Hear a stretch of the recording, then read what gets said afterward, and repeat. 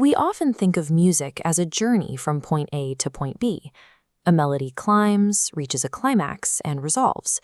But in the late 20th century, two seemingly opposite musical worlds staged a simultaneous rebellion against this linear structure.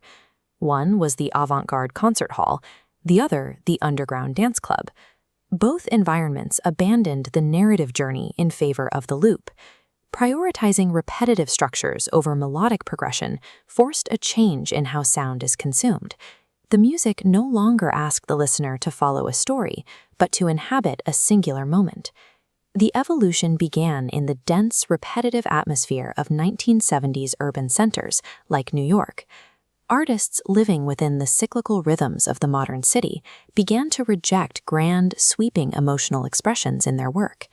They moved away from the dramatic, narrative-driven access that had defined the Romantic era of classical composition. The new objective was stasis, the creation of a sound that felt as though it was standing perfectly still. Achieving this required a total deconstruction of standard song architecture, removing the markers of beginning, middle, and end.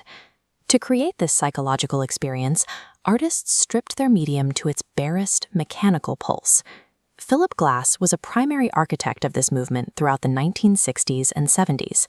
He defined minimalism by stripping away theatrical drama, turning the concert hall into a space for focused, rhythmic observation. His method relied on additive processes. It starts with a single, simple rhythmic cell. As the cell repeats, a single note is added, slightly extending the pattern.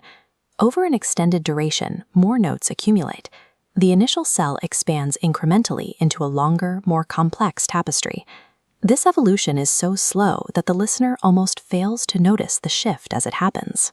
Glass generated tension through phase shifts, the slight rhythmic friction created when different instruments play these loops at slightly different intervals.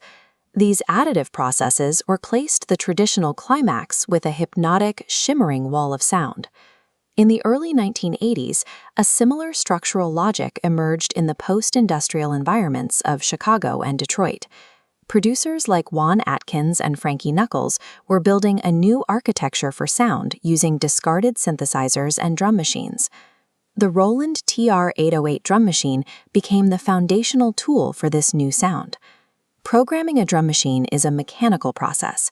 Unlike writing sheet music, it requires the producer to punch data into a rigid, mathematical grid. This interface favored a rigid, unwavering pulse, which house and techno used to replace traditional song structure.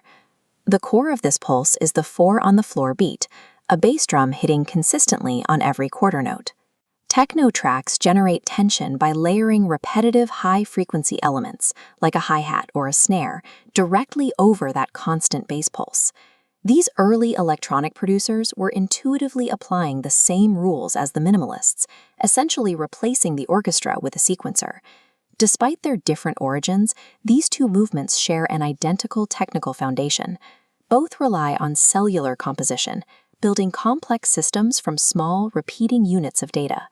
Phase shifting in a classical ensemble and looping on a drum machine serve the exact same mechanical purpose, the maintenance of a steady state. Whether executed by a pianist or a digital sequencer, the principle of repetitive accumulation remains unchanged. In both styles, traditional narrative is intentionally suppressed. The result of this suppression is stasis. Cellular composition does not seek to move the listener forward on a journey. It anchors them firmly in the current moment. What happens to the human brain when it is subjected to this level of repetition? The performance spaces of the 1970s avant-garde acted as laboratories for this psychological effect. The underground warehouse raves of the 1980s functioned as their parallel testing grounds. By stripping away linear melodic time, these artists forced the listener into a suspended present-tense experience. Because the brain can no longer reference a beginning or an end, it loses its sense of duration. This dissolution of time creates a state of transcendence, a total immersion in the immediate physical sensation of sound.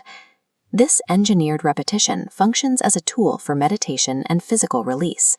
The high-culture environment of Carnegie Hall and the raw space of a Detroit basement seem worlds apart, yet the fundamental pulse dictating the behavior in both rooms is identical.